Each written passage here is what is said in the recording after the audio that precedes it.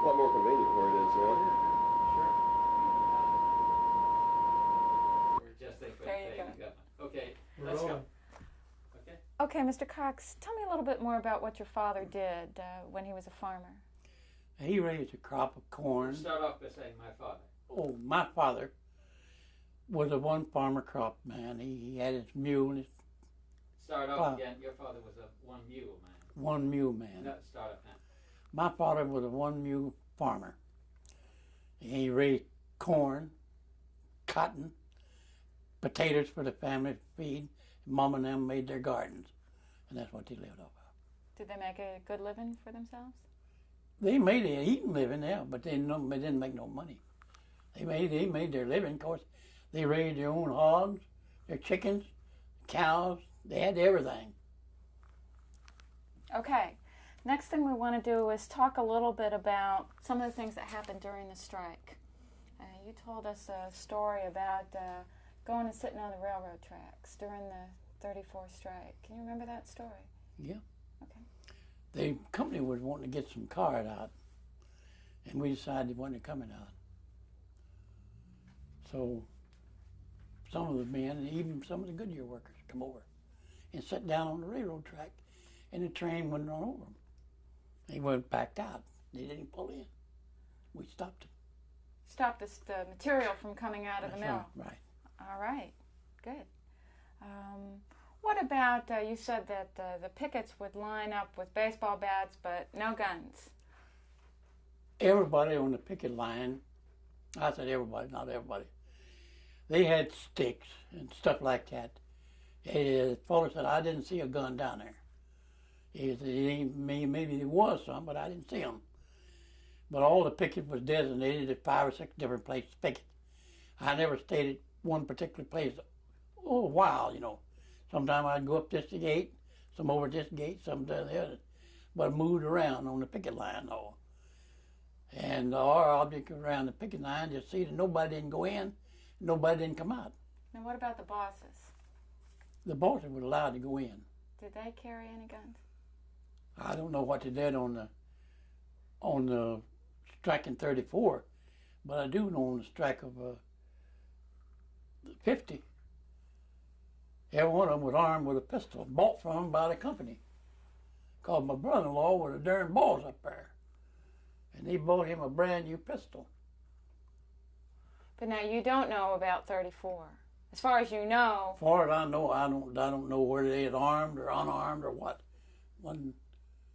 But you never really had any trouble with them trying to get in. No. Okay. Now on the other strike, though, while we were on this subject, we only had a few pickets at each gate. Mm-hmm. Nobody didn't want to go down there and go out. The company didn't want to move anything in and move anything out. Now they did have a shipment of cloth they wanted to get out. And they negotiated through the International Union to let the train go in there and get 2 or 3 carloads of cloth. It's designated, you know, for stuff, army stuff, and we don't do that. Okay. Let's go back to 34 and let's think about when the strike was over. And what I want to do is call out some names, and if there are people that you can remember and what happened to them at the end of the strike, that would be great. Okay? You ready? Yeah. Joe Hale. Joe Hale was blackballed. Completely blackballed. Why? Because he called the company, called him loudmouth. Little Joe Blackball. Well, why did they call him a loudmouth? Because he's a little bit of short fellow and he carried a baseball bat. Was he a member of the union? He was a member of the union. Uh-huh. Was that why he was blackballed? I don't know what to call the company to him, but he couldn't get a job. He was blackballed everywhere. What about J.P. Holland? J.P. Holland. That's Clarence's brother. Jim Holland, I think. Jim Holland. During the strike, he was one of the officers of the union. That's right. He didn't have no trouble going back to work. Okay. E.E. Ballard? That was the old man, Ballard. Best of my remembrance, At that time, they were in this mill with ropes, big steam engines. And the old man Ballard run number one machine, number one machine, and the feller lived out there on the square run the other one. There's two of the mechanics up there run them. Now the boy that you talked to, that was his daddy. It says here that he worked at the Dwight plant for 20 years when the strike took place. That was the old man Ballard. And he applied for his job twice when the strike was called off and was not reinstated. Right. Does that sound right to you? Well, did his boy verify the story for him? We're going to find out. We haven't... well, his boy can verify it. Okay. Now, Carl Ballard, that is his son? That's related to the Ballards. It was a bunch of the Ballards up there, but offhand, I don't know where. I talked to him up here in the store here 2 weeks ago, the Ballard boy. Not his daddy, but the Ballard boy. And he's about as old as I am now. Okay. What about Buck Brewster? What do you want? Well, now, he was listed here as a person who didn't get his job back after the strike. And I'm wondering if you can remember anything about what happened to him after the strike was over. I don't know. Buck, I don't know what come of Buck gave that. See, these people that couldn't get a job back, they left town trying to find work and all. Okay. I don't know where he left town or what, but... It says here he was reemployed for a few days since the strike was called off, but his overseer came to him and said that Mr. Moody has voted against you and so you're cut out of a job. Yeah. Who was Mr. Moody? Charles Moody was superintendent of the plant here. Said his work was then stretched out among the other workers and he was let go. Yeah. I believe Buck worked in the slasher room, best of my remembrance. How about Andy Sewell? Andy Sewell? He was an officer of the Union. I knew him. Do you know anything about what happened to him after the strike was over? No, I sure don't.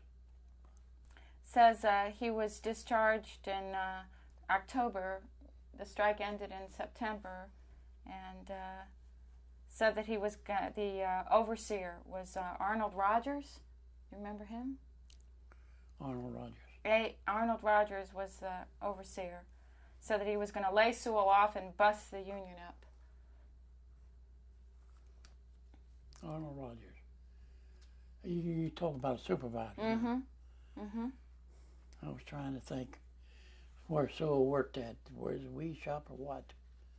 Yeah, it doesn't say here where he worked. Okay. How about J.H. Cornett? Cornett.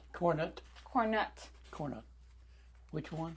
J.H. There was a bunch of them Cornets, and I don't want to get them mixed up. Well, now, let's see. Says he had been working for 30 years for Dwight in 1934. That was the old man Cornett. That was the old man. Old man Cornett, yeah. Yeah. What can you tell me about what happened to him after the strike? I don't know. He just lived right around the corner up here. I don't know what he done. Okay. Says shortly before the strike, Mr. Knutt served on a committee that called on the management trying to establish collective bargaining and to get them to cease their discrimination against their employees who were members of the union. Mr. Knutt was soon discharged soon after he served on this committee, and this was one of the reasons for the strike. So according to this, before Mr. Knutt was discharged, Mr. Rogers, the overseer, told him, quote, "I have something to tell you." He told Mr. Knutt that Mr. Little, the agent in charge of the plant, says he isn't going to recognize the union and so you're going to lose your job. After the strike was called off, Mr. Knutt applied for his job back and has never been reinstated. Does that sound right? Sound right. Okay. How about Clyde Ware? He's still alive, isn't he? Yeah, he's still alive. They talked to him. Tell me what happened to him after the strike was over. As I say, I don't remember what everybody done, honey. Well, we're trying to just jog your memory as best we can. Well, you see, everybody went their own way. Now, Clyde hung around here. He's running different kinds of job. He done different things. He had in and out of the state and everything. He'd on the go most of the time. Is that right? Yeah. And he talked to him. He knew what it is. Now, according to what they say in the papers here, says that Clyde went to New York. Was that be the convention that the Union had in New York? We never had no convention in New York, only after we got organized. Yeah. Yeah. Right before right during the strike, as the strike was going 34. on. The general strike. If he went to New York, I don't know nothing about it. Okay. Says here that he had been to New York and therefore he hadn't done the company any good, and so he couldn't work anymore. Sounds like he was blackballed. Yeah. Okay. Well, Clyde can give you his story. Okay. Well, I think one of the things we're doing is naming people to you that we're also going to go see. Emery Smith? Emery Smith, he's dead and gone. And, I knew Emery. What do you remember about him? He's a good worker, good union man. Was he discharged after the 34th Honey, strike? I couldn't tell you positive. I don't know. Okay. We'll go to the letters. Sure. Okay. What we want to do now is go back after the NRA came in and after the union was organized. Some workers at the mill wrote complaints, letters of complaint to the federal government about how they were being treated. And we found copies of those letters, and some of them are folks that you knew. So I wonder if you would like to try to read. This is a letter from Andy Sewell.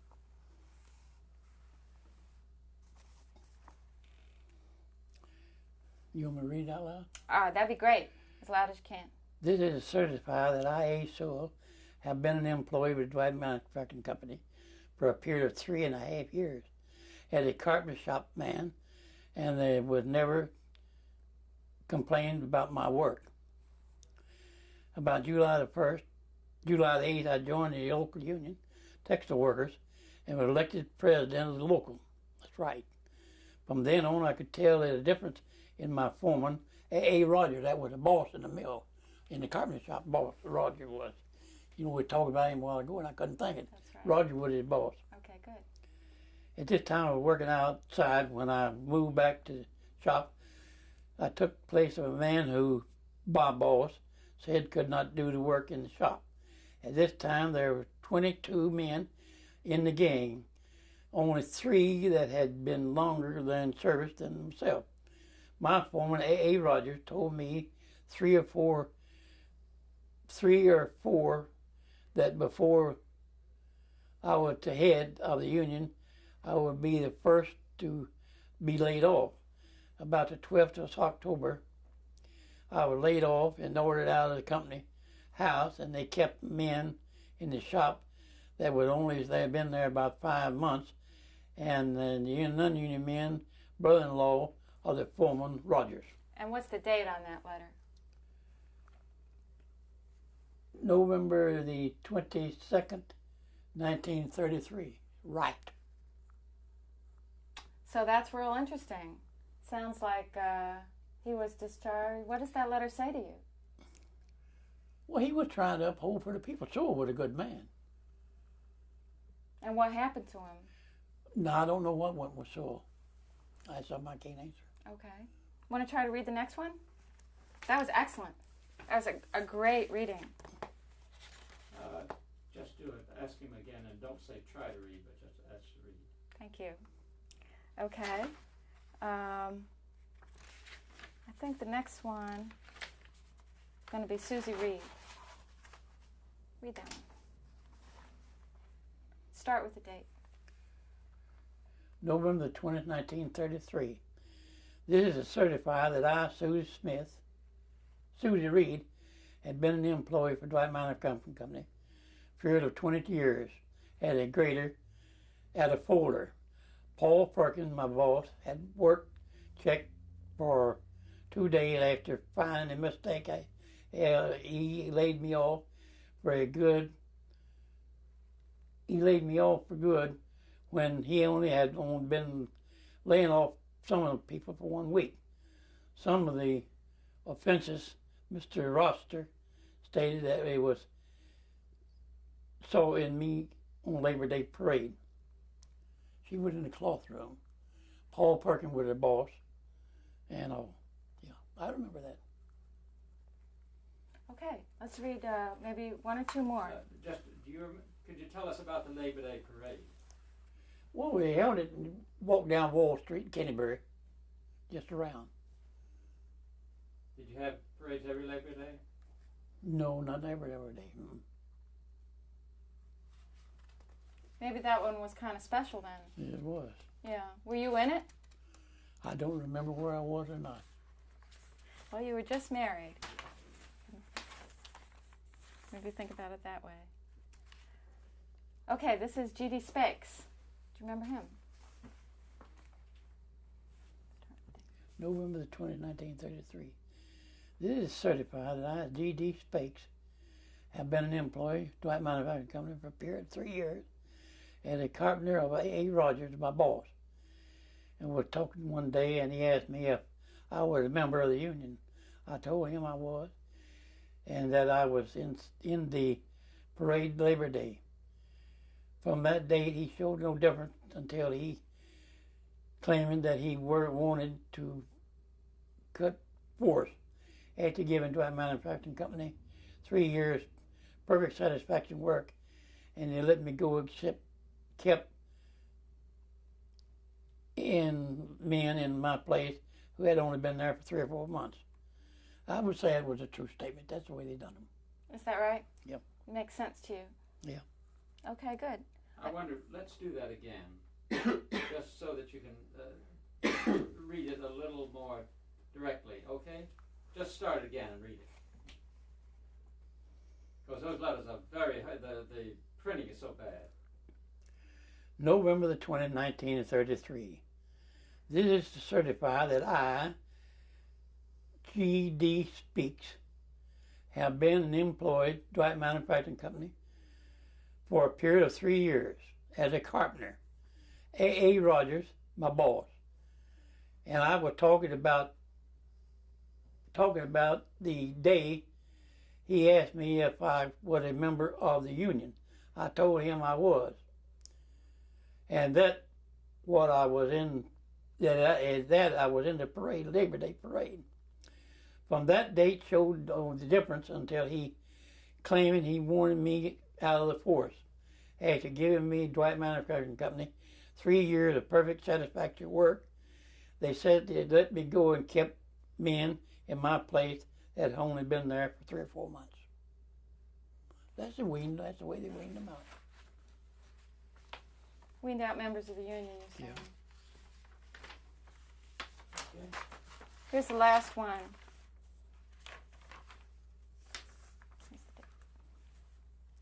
November the 20th, 1933. This is to certify that I, Emery Smith, was employed by a manufacturing company for a period of 16 months prior to November the 1st, 33. I was employed as a cleaner in the spinning department, spinning frames. I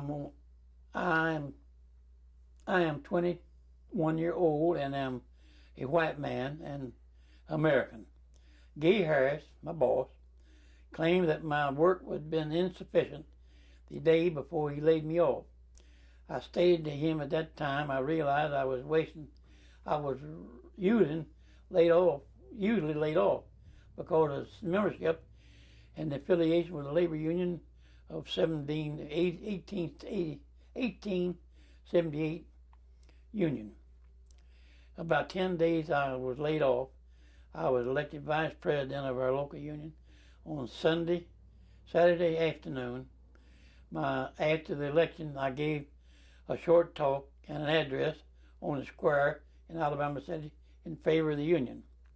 On Monday before I was laid off, Wednesday that day, Harris began to check my work to find, and when I did find, I did not do as he wore it the way, stating that I would be seeing him again.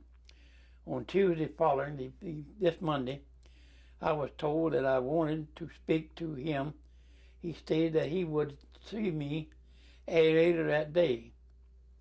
After this passed, several times my work did not stop to talk to him as he promised. On arriving to work the next day, he stated to me that my work was insufficient and for me to go by the office and get my time. Fred Emery, I know the Billy. Yeah, great. Fred Emery, I knew him. I have one other thing that I wanted to talk to you about. We were talking about the end of the strike and how people had been doing in terms of getting food and groceries. By the time that Cox and Dean came and said it was time to go back, how were people doing? We were doing the best we could do, what we could get. Nobody gave us nothing. Do you think people could have stayed on strike a lot longer? I don't personally think they could have took it much longer. Now, they was willing. But after them meeting with the company and everything like that, they could not tolerate it. Now, maybe you could tell us a little bit about the lessons that you feel that you learned from this strike when you then went to try to organize in 42. Did you do some things different in 42? We used the same phase in the 42 election that we used in the 32 election, 31 election. We held them members. We knew who they was. A bunch of them was fired out and never got back. But we knew who to talk to and who not to. And we commenced for trying to get another union in. And when they got enough force, we knew we could go it. Then we asked for help from the International Union. And they sent Herbie Williams in here to organize us. And that was beginning the Local 576. Did y'all go on strike that time? Not the first time. You went on strike the second time? Second time and the third time. I see. Did you win those strikes? The first one we won, and the second we won and lost. Tell me about when you went on strike the first time after the new union came in. That was... The first time when we went on strike after the new union come in, we had pickets at the gates, but no rough stuff. And everybody was observing the picket line. We had our own food shop. We had a store rented up here on Tuscaloosa. We hauled meat, flour, coffee, lard, beans, potatoes, everything up there. And every week we would give people the groceries that had fallen off in a tow sack. We fed our people that time. Of course, the International Union was doing it. They was the ones doing it. Now, was that different from 34? Oh, it was different from 34, sure. We didn't get nothing in 34. We fed our people in 34. And then going from there up until this other strike. When we came back in off of this strike, we decided we need some more help. Then we set up and got the company to deduct a quarter a week out of our payroll and went into a trust fund, laid back for a strike fund, because we knew it was coming. Was that different from 34? Huh? Was it different from 34 to lay up the strike fund that way? Yes, it was. We prepared ourselves. And when we come out the last time, in 55, I believe it was 55 when we went down, we gathered up our money and we had over $200,000. We called our people together and gave them a check every week. Of course, the strike didn't last but about 3 or 4 weeks, because it was a proposition to us to this. I don't mind telling it's on record. The people told us to go up there and get 7 cents an hour raise or else. That's it. And I was one on the committee. We went up there and argued with the company. We won't give you no 7 cents. Give you 2. We said our people want 7. You won't get it. So we kept going back and forth, negotiating. And so the company just finally told us, that's it. And said, I'll tell you what now. If you force us to give you the raise, we're going to shut the damn mill down. They laid that to us. We went down there and called a union meeting at the Steelworkers Hall. And we had every member outside, loudspeakers, everything. And me and Milton Hall and the other committees got up there and told the people just exactly what's going to happen. Now you force us to go up there and demand that. Now here's what we're going to tell you is coming to you if you keep us on that demand. The company said they would be had to be forced to give us 7 cents. They were going to shut the damn mill down and move out of town. We told the people. Now it's your choice. They took her vote and said, shut it down. Well, down she went.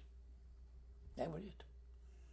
When they started stopping up, they come in laying them off. They went in up there, sending them out, shutting it down.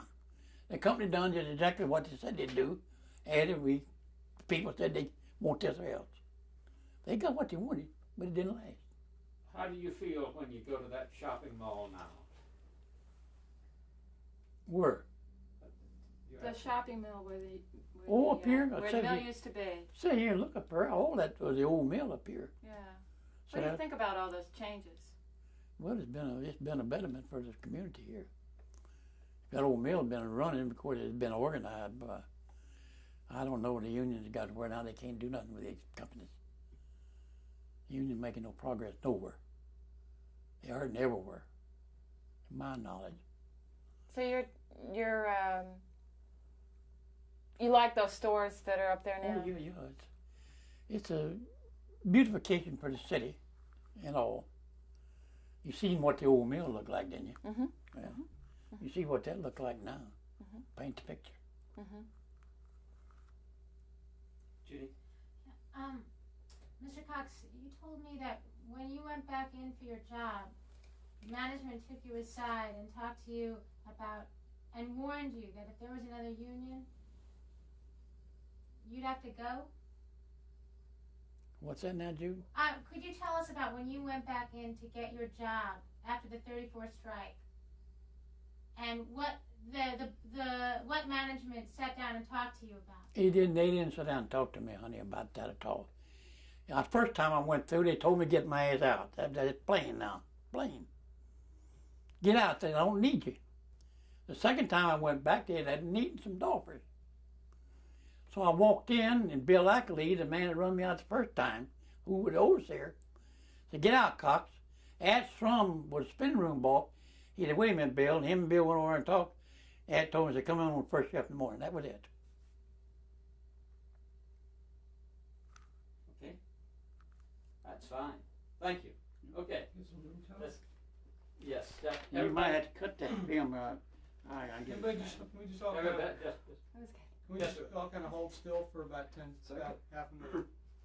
Be real still and real quiet for room tone.